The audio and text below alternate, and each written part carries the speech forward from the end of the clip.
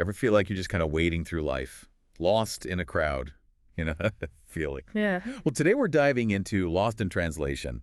And get this, our source material is IMDb user reviews. So we're getting the unfiltered opinions of folks who actually sat through the whole thing. Exactly. We're talking real people, just like you, experiencing this film. Bill Murray as Bob Harris, fading movie star, shooting whiskey ads in Tokyo. A total midlife crisis vibe. Oh, yeah. And Scarlett Johansson as Charlotte, tried to figure things out, trailing her workaholic husband. I think we've all been there at some point. And Tokyo itself, that setting just adds another layer to feeling lost. Right. That city's energy somehow makes their isolation even stronger. Like you're invisible, even surrounded by millions. Reviewer Greg Eggman, get this, they actually lived in Japan and didn't get the film at first. It wasn't until years later that it clicked. Wow, so you have to reach a certain level of existential dread for it to resonate. Apparently. But speaking of resonating, Securitas TX called it an ache, connecting with both Bob's desire for, creative fulfillment and Charlotte's searching for herself. That universal search for meaning, no matter where you are. Okay, getting a little deep here, but can we just talk about Bill Murray for a sec?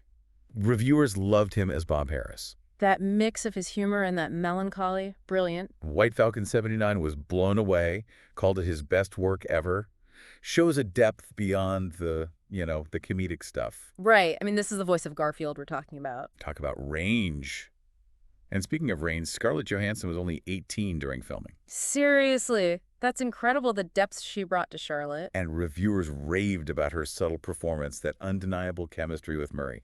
It's amazing how she captured Charlotte's, quiet confusion, that longing. Absolutely. And then there's Tokyo, which a lot of reviewers saw as more than just a background.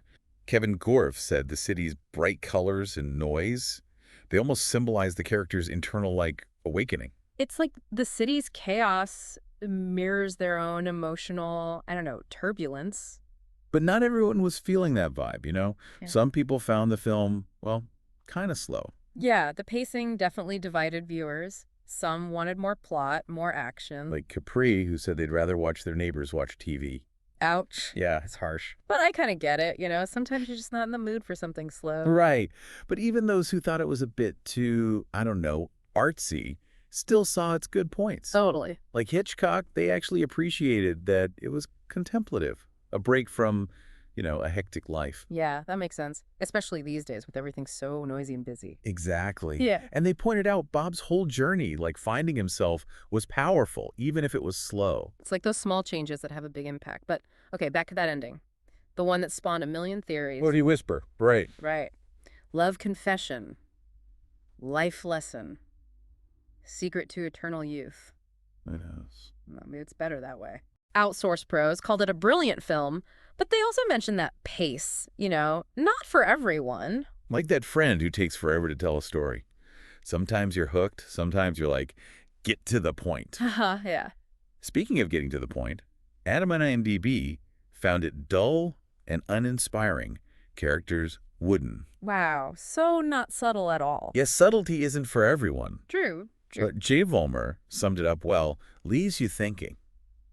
And that's what's great, right? It sticks with you. Even if you don't love every single second. The Little Songbird went so far as to call it a masterpiece, praising the writing, directing, everything. They even said you need to watch it multiple times. That's dedication. Yeah, maybe that's part of the appeal. Yeah. It's not giving you all the answers. Makes you sit with the questions, embrace the mystery. Which, when you think about it, is lost in translation, Yeah. right? Struggling to communicate, Yeah. connect, make sense of things. Steve Pulaski had a great way of putting it.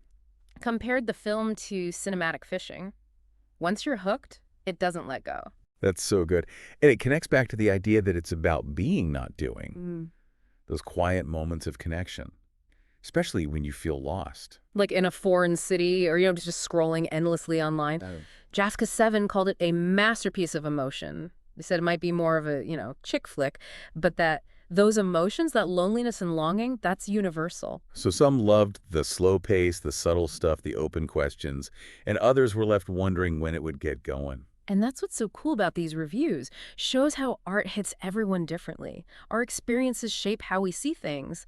But in the end, what matters is it sparked a reaction. A conversation. Right. A deeper look at what it all means. Okay, feeling like we're nearing the end of our deep dive here. Time to pull all these thoughts together. Okay, so we've gone through a ton of opinions on Lost in Translation, and one thing's clear. It's not a film that leaves you feeling meh. It's either like a quiet masterpiece or you're ready to write Sofia Coppola a strongly worded letter. But even those who weren't totally in love with it found things to like. Timeless White called it enjoyable and gentle, which I think really captures it. Yeah, it's not a film that's in your face. Right. It's like a whisper, you got to lean in to hear it. And for some, that whisper was exactly what they needed. Official Tunka found it incredibly comforting. Like a warm blanket on a rainy day. Exactly. It offered that feeling of, being understood. Okay, note to self, add Find Solace in a Sofia Coppola film to the to-do list. Right after Learn Japanese and Master Karaoke. Aha, for sure. But, okay, let's keep going with these reviews. Lou Warden described it as endless spasms of purity.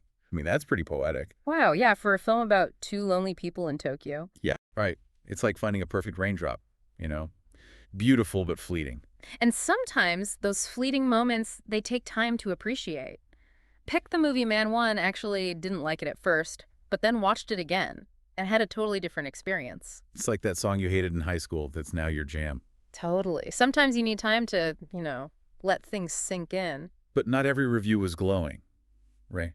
Rodig found it boring, questioned how it showed Japanese culture, felt it was relying on stereotypes. Yeah, that brings up an important point. Even films people love can be controversial. It's a good reminder that art is subjective, Yeah. What one person loves, another might hate. But even those different takes, they add to the conversation, right? Totally. It's like listening in on 1,000 different chats about the film. Each one offering a unique view. So as we wrap up our Lost in Translation deep dive, I think it's safe to say this film is kind of like a fancy cocktail. Subtle, complex, not for everyone. Exactly. But if you like a slow burn and a little introspection, it's something special. It stays with you. And if you ever find yourself in Tokyo feeling lost, remember Bob and Scarlett.